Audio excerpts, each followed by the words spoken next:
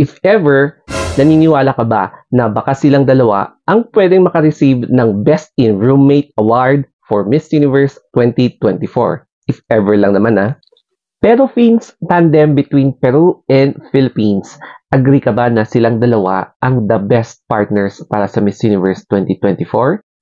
Pansin nyo na masaya silang dalawa na pinag-partner sila kasi nga parang hulog ng langit kasi magka-same vibes sila pagdating sa kanilang personality na dalawa. And kapansin-pansin din na wala kang makikita na plastikan o kaya wala kang makikita na awkwardness between sa kanilang dalawa.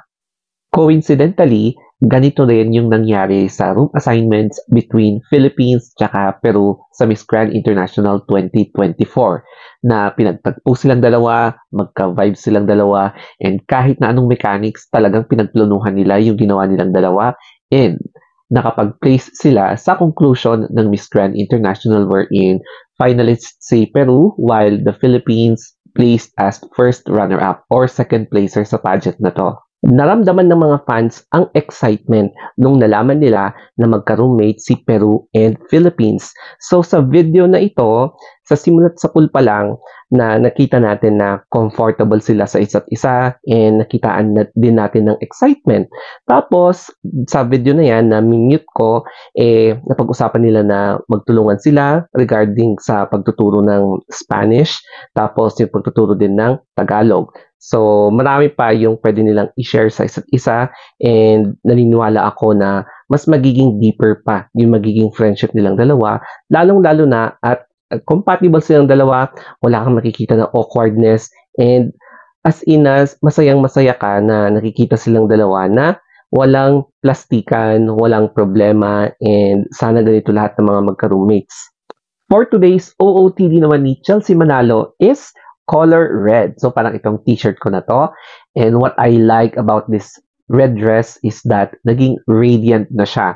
Mas naging fresher tapos glowing siya sa itsura niya ngayon.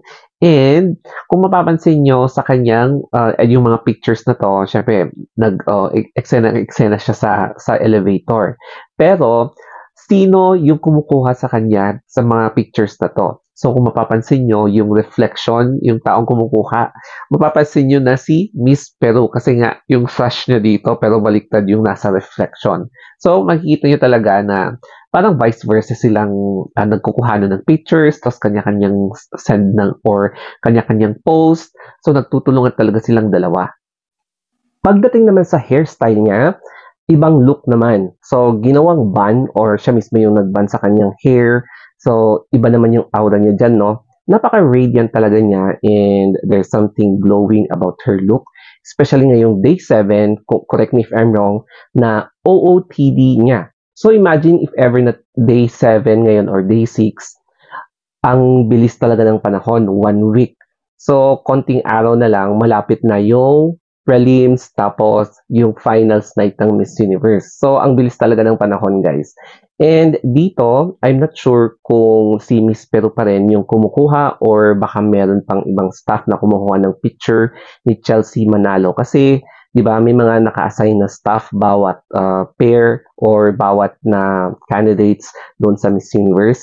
So, anyway, ang galing ng kuha and napaka-fresh din yung tignan dito. Pero nakita ko tong hashtag na to, it's Peru Feel pala. So, I'm not sure kung Peru Feel or Peru Pins, mga ganon. Pero whatever, basta mag-combine yung Peru tsaka Philippines, tapos nakita natin na okay sila, very compatible silang dalawa, okay na ako doon, masaya na ako, regardless kung ano yung hashtag. And, syempre, I am wishing both of them good luck.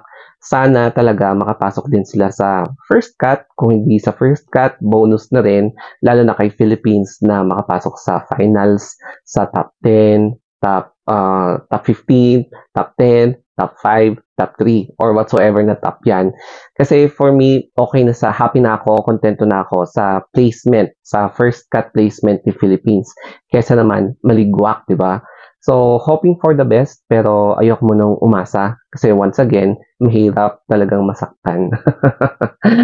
Anyway, follow me na lang sa ating Instagram natin, The Story of Anthony. Ayan po guys. So, if you're interested only So, follow nyo na lang and then pati na rin yung YT, TikTok, Twitter, FB. So, good luck ladies. Always pray and bukas ulit sa mga updates.